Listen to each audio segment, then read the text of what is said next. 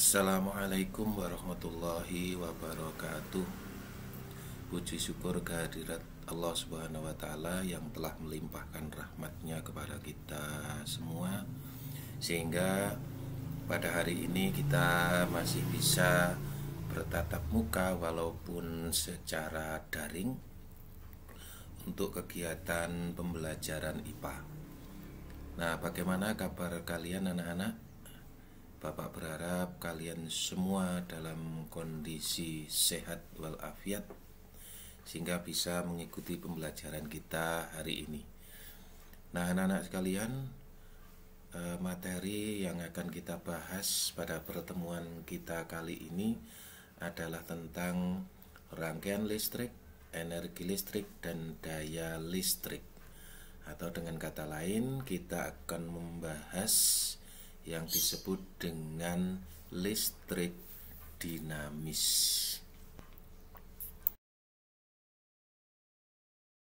Nah, anak-anak sekalian, konsep yang akan kita bahas pada kegiatan listrik dinamis ini ada 6 konsep, yaitu yang pertama adalah konsep tentang rangkaian listrik, kemudian konsep tentang energi listrik, yang ketiga konsep tentang daya listrik, yang keempat tentang sumber energi listrik dalam kehidupan sehari-hari, kemudian yang kelima adalah tentang energi alternatif pembangkit listrik, dan yang terakhir adalah penghematan energi listrik.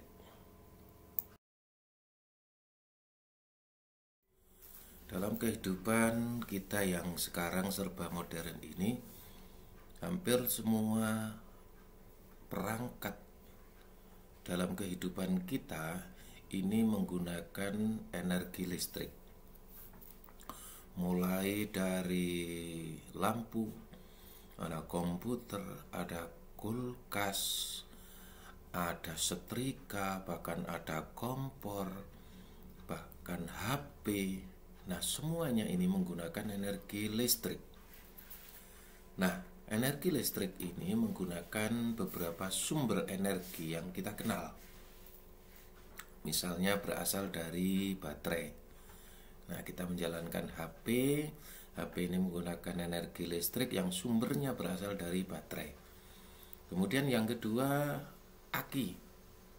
Nah, kita menggunakan sumber energi aki ini misalnya pada kendaraan bermotor. Nah, kemudian dengan generator atau dinamo. Ini yang paling banyak barangkali di kehidupan kita ini yang kita pakai sebagai sumber energi listrik. Nah, misalnya pembangkit listrik tenaga air. Ini menggunakan sumber listriknya itu dari generator atau dinamo dan lain-lain. Nah, penggunaan listrik yang sedemikian banyak sekali ini tentu menimbulkan kekhawatiran akan habisnya persediaan listrik. Nah, oleh karenanya mulai saat ini dipikirkan sumber-sumber energi alternatif. Misalnya dalam kehidupan kita sehari-hari ada bioenergi. Jadi memanfaatkan energi listrik dari sisa-sisa makhluk hidup. Nah, misalnya pembangkit listrik yang berasal dari pengolahan sampah. Kemudian penggunaan nuklir. Nah, sekarang ada yang namanya pembangkit listrik tenaga nuklir. Kemudian energi listrik yang bersumber dari energi matahari. Nah, kita kenal dengan istilah energi surya. Nah, di jalan-jalan barangkali sudah ada beberapa lampu penerangan jalan itu yang menggunakan listrik yang sumbernya dari cahaya matahari. Nah, kemudian energi listrik yang berasal dari panas bumi, dari angin, dari pasang surut air laut, dan sebagainya. Konsep yang pertama adalah arus listrik. Arus listrik itu adalah aliran muatan listrik dari potensial tinggi ke potensial rendah. Nah, yang dianggap sebagai kutub yang berpotensial tinggi adalah kutub yang mengandung banyak muatan positif. Sehingga kita katakan bahwa muatan listrik tersebut mengalir dari kutub positif ke kutub negatif. Nah, apakah benar muatan positif itu yang bergerak? Nah, ingat kembali pada pembahasan kita tentang listrik statis, bahwa muatan listrik yang bergerak itu adalah muatan negatif atau elektron. Nah, sebenarnya arus listrik ini timbul karena ada perpindahan elektron. Nah, kalau arus listrik itu bergerak dari kutub positif menuju ke kutub negatif, sebaliknya elektron itu bergerak dari kutub negatif menuju kutub positif. Jadi arah arus listrik itu berlawanan dengan arah elektron. Nah, kita lihat di gambar itu ada kutub A dan kutub B. Kutub A ini banyak muatan positifnya sehingga disebut sebagai kutub yang berpotensial tinggi. Sedangkan B yang muatan positifnya sedikit, dengan kata lain muatan negatifnya lebih banyak, dikatakan berpotensial rendah. Maka arus listrik bergerak dari A menuju ke B. Sebaliknya elektron bergerak dari kutub B menuju ke kutub A. Nah, satu hal yang harus diingat bahwa arus listrik itu hanya dapat mengalir pada sebuah rangkaian listrik yang tertutup. Berarti pada baterai ini arusnya akan mengalir jika kutub positif ini berhubungan ya, dengan kutub negatif. Konsep yang kedua adalah kuat arus listrik. Nah, kuat arus listrik itu menunjukkan banyaknya muatan listrik yang mengalir tiap sekon atau tiap detik. Nah, satuan dalam SI adalah ampere. Nah, ampere ini diambil dari nama seorang ilmuwan Prancis yang banyak jasanya di dalam listrik, yaitu Henri Marie Ampere. Nah, kuat arus listrik dirumuskan I sama dengan Q per T. Q itu adalah muatan listrik, satuannya coulomb, dan T ini adalah selang waktu dalam satuan sekon atau detik. Nah, alat untuk mengukur besarnya arus listrik yang mengalir itu adalah ampermeter atau ammeter. Berikut adalah contoh soal tentang kuat arus listrik. Terdapat arus listrik sebesar 5 ampere yang mengalir melalui sebuah kawat penghantar selama 1,5 menit. Hitunglah berapa banyak muatan listrik yang melewati kawat tersebut. Nah, bagaimana menyelesaikannya? Kita lihat dulu, diketahui I-nya 5 ampere, waktunya 1,5 menit. Karena 1 menit itu 60 detik, maka 1,5 menit sama dengan 1,5 kali 60 detik, yaitu 90 detik. Nah, tadi rumusnya I sama dengan Q per T. Maka kalau mencari Q sama dengan I dikalikan T. I-nya 5 ampere, T-nya 90 sekon, ketemu 450 coulomb.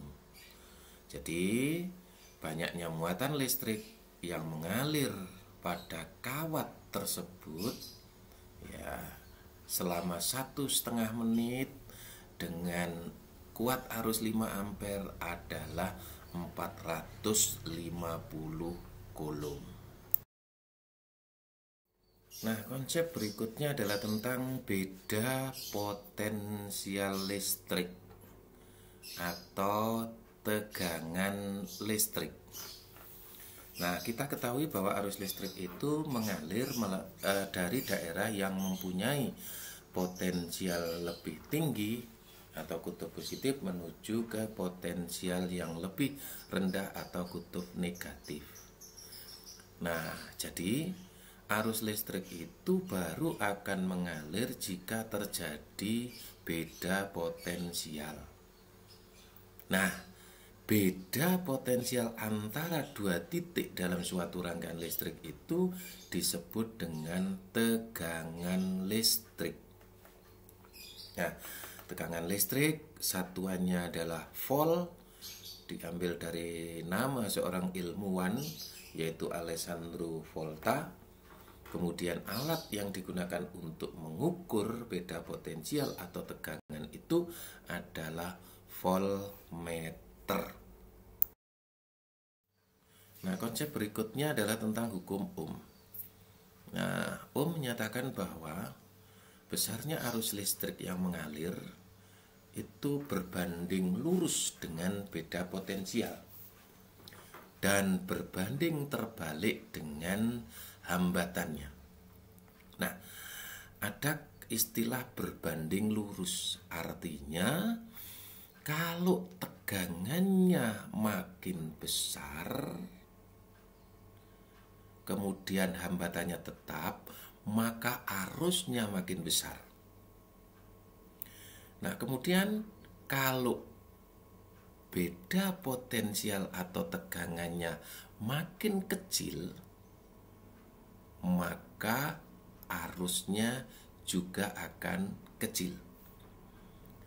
Dan sebaliknya,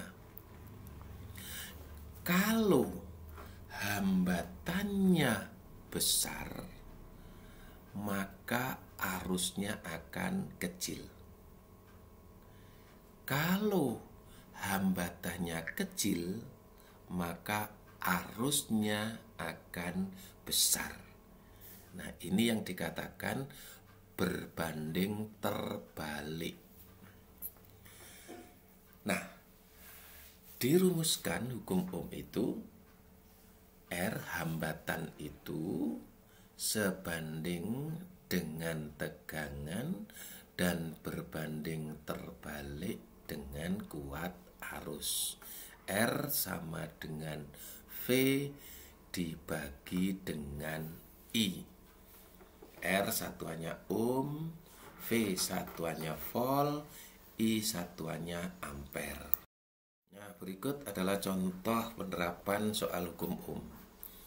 Sebuah power supply pada suatu rangkaian diatur agar mengeluarkan tegangan sebesar 10 volt.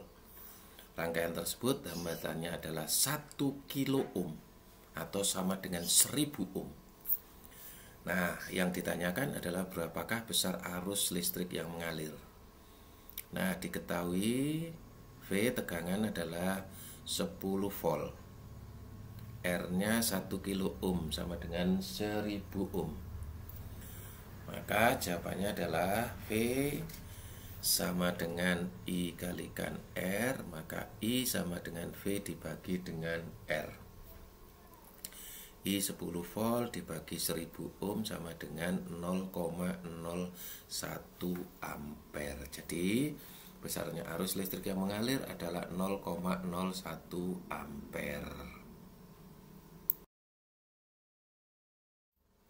Nah, konsep berikutnya adalah tentang rangkaian hambatan listrik. Nah, rangkaian hambatan listrik yang dikenal ini ada dua macam, yaitu rangkaian seri dan rangkaian paralel. Nah, rangkaian seri ini dua buah lampu ini dikatakan secara seri, ditunjukkan oleh gambar yang ada di sana.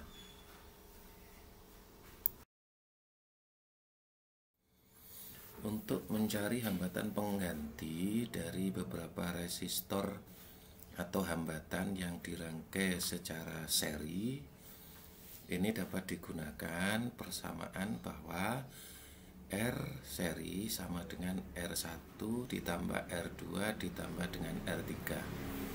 Jadi hambatan pengganti untuk rangkaian seri ini didapatkan dengan menjumlahkan semua hambatan pada rangkaian.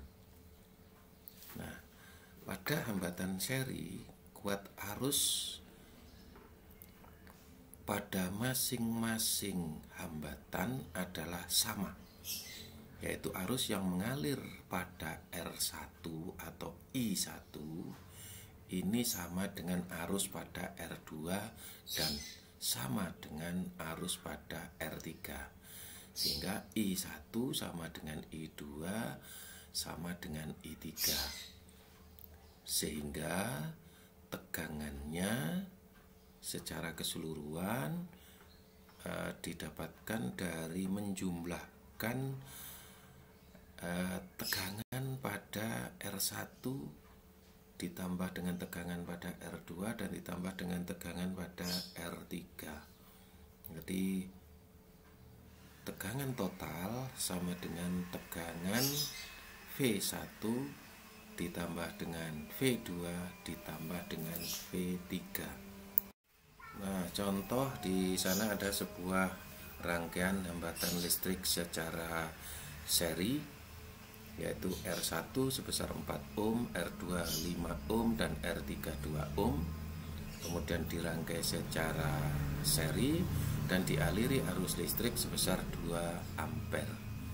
Nah, yang ditanyakan adalah berapa nilai tegangan rangkaian tersebut.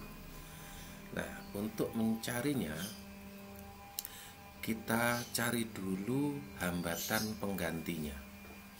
Karena dirangkai secara seri, maka hambatan penggantinya adalah dengan menjumlahkan masing-masing hambatan, yaitu R total sama dengan R1 tambah R2 ditambah dengan R3. 4 ohm ditambah 5 ohm ditambah 2 ohm, sehingga hasilnya adalah 11 ohm. Nah, selanjutnya kita pakai hukum ohm. V tegangan sama dengan I dikalikan dengan R.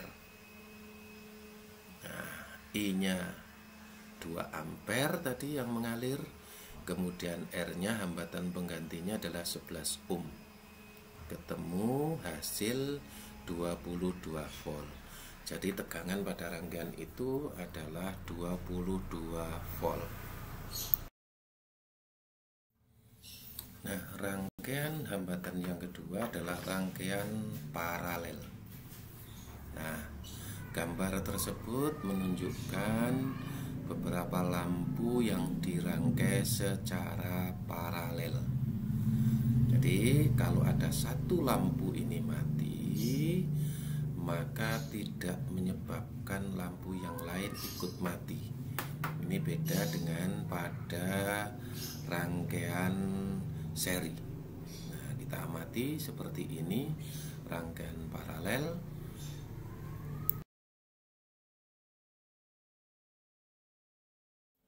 Nah, jika beberapa resistor atau hambatan disusun secara paralel, maka hambatan penggantinya dihitung dengan persamaan 1/R paralel sama dengan 1/R1 ditambah dengan 1/R2 ditambah dengan 1/R3, sehingga kuat arus yang masuk sama dengan kuat arus yang keluar. Artinya I totalnya, kuat arus totalnya sama dengan kuat arus pada R1, R2, dan R3. Sehingga I total sama dengan I1 ditambah I2 ditambah dengan I3. Nah, tegangan pada masing-masing hambatan adalah sama. Tegangan pada R1 atau V1 sama dengan tegangan pada R2 atau V2, sama dengan tegangan pada R3 atau V3. Perhatikan contoh soal berikut. Nah, ini ada sebuah rangkaian hambatan yang disusun secara paralel. Nah, R1 4 ohm, R2 12 ohm, dan R3 6 ohm. Tegangan totalnya adalah 12 volt. Nah, berapakah besarnya arus yang mengalir pada R2? Nah, diketahui R1-nya 4 ohm, R2-nya 12 ohm, dan R3-nya 6 ohm. Yang ditanyakan adalah I yang mengalir pada R2 atau I2. Nah, kita cari dulu hambatan penggantinya. Nah, dirumuskan tadi 1/R paralel sama dengan 1/R1 ditambah 1/R2 ditambah dengan 1/R3. Kita masukkan angkanya. 1/R paralel sama dengan 1/4 ditambah dengan 1/12 ditambah dengan 1/6. Nah, kita samakan penyebutnya 4, 12, dan 6. Kita samakan 12. Ya, cari kelipatan persekutuan terkecilnya. Nah, 1/4 menjadi 3/12. 1/12 tetap 1/12. 1/6 menjadi 2/12. Sehingga 1/R paralelnya sama dengan 3 ditambah 1 ditambah 2/12, yaitu 6/12. Kalau 1/R paralel sama dengan 6/12, maka R paralelnya sama dengan 12 dibagi dengan 6. Jadi kita balik. 1/RP sama dengan 6/12, maka RP-nya sama dengan 12 dibagi 6. 12 dibagi 6 sama dengan 2 ohm. Berikutnya, nah sekarang kita tentukan besarnya I-nya. Tadi menurut hukum Ohm tadi, I itu sebanding dengan V dan berbanding terbalik dengan R. Berarti I2 sama dengan V totalnya dibagi dengan R2. V-nya tadi ketemu 12 volt, kemudian R2-nya 12 ohm. Sehingga ketemu hasil 1 ampere. Jadi besarnya hambatan yang mengalir pada R2 itu adalah 1 ampere. Nah, berikut kita bahas tentang yang namanya hambatan jenis. Nah, setiap bahan konduktor mempunyai yang dinamakan dengan hambatan jenis. Jadi semakin kecil hambatan jenis, maka semakin bagus bahan itu dipakai sebagai konduktor atau penghantar. Dan sebaliknya, semakin besar hambatan jenisnya, maka bahan tersebut akan jelek digunakan sebagai penghantar. Nah, karenanya plastik ini tidak bisa menghantarkan arus listrik. Karena apa? Karena plastik itu mempunyai hambatan jenis yang sangat besar sekali. Tembaga bagus dipakai sebagai penghantar. Karena apa? Karena tembaga mempunyai hambatan jenis yang kecil sekali. Nah, hambatan jenis dirumuskan R sama dengan Rho. Rho itu hambatan jenis bahan dikalikan dengan L. L itu panjangnya penghantar dan dibagi dengan A, luas penampangnya. Jadi hambatan itu sebanding dengan hambatan jenis berbanding dengan panjangnya kawat dan berbanding terbalik dengan luas penampangnya.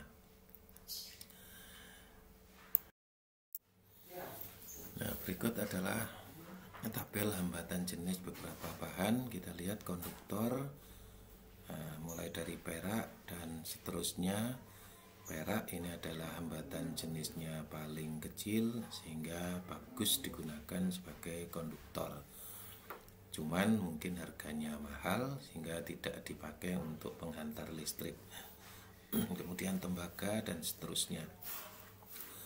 Nah, yang paling besar ini adalah isolator pada kaca dan kertas, sehingga kaca dan kertas ini tidak digunakan sebagai penghantar, tidak bisa menghantarkan arus listrik.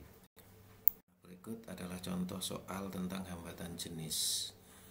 Nah, contoh soal, berapakah hambatan seutas kawat aluminium yang hambatan jenisnya 2,65 kali 10 pangkat negatif 8 ohm, mempunyai panjang 40 meter dan diameter 4,2 mm. Nah, penyelesaiannya, Rho-nya diketahui 2,65 kali 10 pangkat negatif 8 ohm meter. Panjangnya kawat 40 meter, diameternya 4,2 mm. Berarti jari-jarinya adalah 2,1 mm atau 2,1 kali 10 pangkat negatif 3 meter. Ya, sama dengan 2,1 per 1000 meter. Yang ditanyakan R-nya. Nah, langkah yang pertama kita cari dulu luas penampang penghantarnya, yaitu kawatnya ini tentu berupa lingkaran. Luas lingkaran rumusnya adalah pi R kuadrat. Pi 22/7, R-nya tadi 2,1 kali 10 pangkat negatif 3 meter, kita kuadratkan. Kemudian hasilnya adalah 13,86 kali 10 pangkat negatif 3 kita kuadratkan, ya, sama dengan 10 pangkat negatif 6 meter persegi. Nah, sehingga ketemu hasil 13,86 kali 10 pangkat 6 meter persegi. Kita sederhanakan menjadi 1,386 kali 10 pangkat negatif 5 meter persegi, atau kita bulatkan menjadi 1,4 kali 10 pangkat negatif 5 meter persegi. Nah, besarnya hambatan penghantar tersebut kita cari dengan rumus tadi, adalah R sama dengan Rho kalikan L dibagi dengan A. Rho-nya di tabel itu 2,65 kali 10 pangkat negatif 8 kalikan L, panjangnya kawat 40 meter, dibagi dengan luas penampangnya. Tadi hitung-hitungan kita ketemu 1,4 kali 10 pangkat negatif 5. Nah, ketemu hasil 7,6 kali 10 pangkat negatif 2 ohm. Jadi hambatan pengganti untuk kawat tersebut, gitu ya, yang timbul pada kawat tersebut adalah 7,6 kali 10 pangkat negatif 2 ohm. Nah, berikutnya kita bahas tentang konsep hukum Kirchhoff. Nah, hukum ke-1 Kirchhoff menyatakan bahwa pada setiap titik percabangan, jumlah seluruh arus yang masuk persambungan sama dengan jumlah arus yang meninggalkan. Nah, pada gambar ini yang masuk adalah I1 dan I2. Yang keluar adalah I3, I4, dan I5. Maka sesuai dengan hukum Kirchhoff, I1 kita tambah I2 itu sama dengan I3 ditambah I4 ditambah I5. Nah, sigma I1 sama dengan sigma I2. Jumlah kuat arus yang masuk pada persambungan sama dengan jumlah kuat arus yang keluar atau meninggalkan titik persambungan. Berikut adalah contoh hukum Kirchhoff. Nah, perhatikan pada gambar tersebut gitu ya. Nah, yang ditanyakan adalah besarnya I4. Nah, I1 mohon maaf, kita tahu I1 adalah 6 ampere, I2 13 ampere, I3 8 ampere, dan I5 5 ampere. Nah, I4 belum diketahui. Nah, sesuai dengan hukum Kirchhoff, arus yang masuk sama dengan arus yang keluar. Nah, kita lihat di sini, arus yang masuk itu adalah I1, kemudian I3 dan I4. Sedangkan yang keluar adalah I2 dan I5. Nah, sehingga sesuai dengan hukum Kirchhoff, I1 ditambah I3 ditambah dengan I4 sama dengan I2 ditambah dengan I5.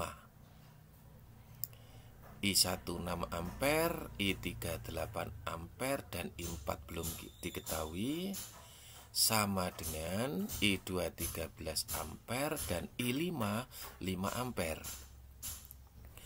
6 tambah 8 ampere 14 ampere ditambah I4 sama dengan 13 ditambah 5 18 ampere. Nah, berarti 14 ampere ditambah I4 sama dengan 18 ampere. Berarti I4 sama dengan 18 ampere dikurangi dengan 14 ampere, sehingga hasilnya adalah 4 ampere. Nah, jadi I4 4 ampere. Sehingga I4 4 ampere ditambah dengan I3 8 ampere, kemudian ditambah dengan I1 6 ampere, 4 tambah 8 12 ditambah 6 18 ampere, sama dengan I5 ditambah dengan I2 5 ampere ditambah 13 ampere, yaitu 18 ampere. Sehingga sesuai dengan hukum Kirchhoff, arus yang masuk sama dengan arus yang keluar. Nah, demikian anak-anak materi yang bisa saya sampaikan pada pertemuan kita kali ini. Kita lanjut materi yang lain pada listrik dinamis ini pada pertemuan berikutnya. Nah, sebelum saya akhiri, karena situasi kita ini masih dalam pandemi COVID-19, maka saya tidak bosan-bosannya mengingatkan pesan Ibu 3M, yaitu memakai masker, mencuci tangan dengan sabun, dan menjaga jarak minimal 1,5 meter. Nah, himbauan saya dikurangi keluar dari rumah. Jadi keluar kalau ada sesuatu yang penting saja. Kalau tidak ada, lebih baik berada di rumah saja. Nah, demikian yang bisa Bapak sampaikan. Untuk berikutnya nanti akan ada evaluasi, mungkin akan saya upload pada siang hari ya. Oke, saya akhiri sekian. Wassalamualaikum warahmatullahi wabarakatuh.